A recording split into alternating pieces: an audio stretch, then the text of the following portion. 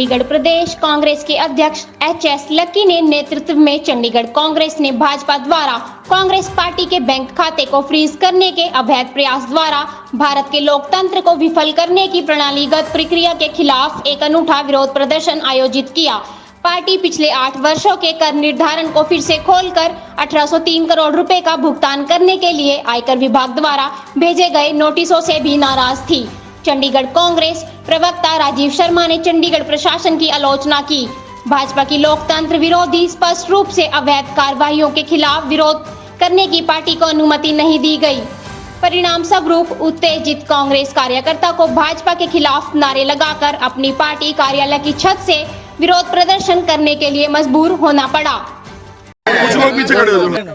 आज का जो प्रोटेस्ट किया गया है वो इनकम टैक्स अथॉरिटीज का भारतीय जनता पार्टी और मोदी सरकार के इशारों पर कांग्रेस पार्टी को तंग करना और एक के बाद एक नोटिस देना। पहले 14 लाख कैश डिपॉजिट के ऊपर 115 करोड़ की पेनल्टी, जो शायद इस देश के इतिहास में कभी किसी पार्टी में नहीं लगी होगी। आप सभी जानते हैं कि पॉलिटिकल पार्टीज जो होती है वो इनकम टैक्स एग्जम्प्ट होती है और कांग्रेस पार्टी ने 14 लाख कैश डिपॉजिट कराया था। उनके एमपी से जो कंट्रीब्यूशन आया था उसपे 115 करोड़ रुपए का पेनल्टी लगा दी गई और कांग्रेस के खातों से वो 115 करोड़ रुपए विड्रॉ कर लिए गए। दूसरा, 205 करोड़ के ऊपर लियन लगा दिया गया कि आप पैसा ये विड्रॉ नहीं कर सकते। तीसरा, आज 1800 करोड़ रुपए जो शायद कांग्रेस के खातों में भी नहीं है, 1800 करोड़ रुपए की एक और नोटिस कांग्रेस पार्टी को दे दी गई है।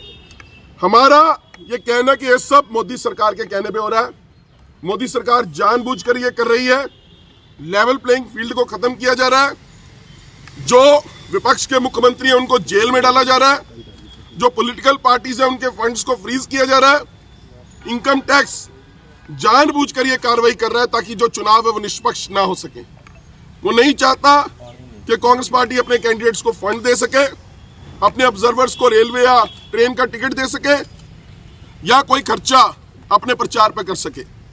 ये पूरी तरह से नादिरशाही हुक्म है और मोदी सरकार अपने सबसे न्यूनतम स्तर पर आ गई है कि एक तरफ तो 400 पार का नारा देती है, दूसरी तरफ घबराहट में इनकम टैक्स के नोटिस देती है, ईडी का इस्तेमाल करती है, सीबीआई का इस्तेमाल करती है।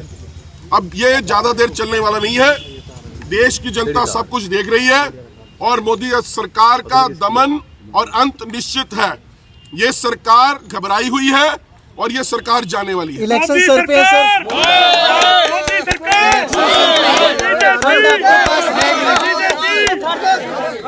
इलेक्शन सर पे है, ठीक है, फंड आपके पास है नहीं या दिक्कतें आ रही हैं, तो फिर कैसे ये चुनौती का सामना करेंगे? ये कटोरा लेकर खड़े हैं हम आज। तो कांग्रेस पार्टी के लोगों ने कटोरे ले लिए और कटोरियां ले ली हैं।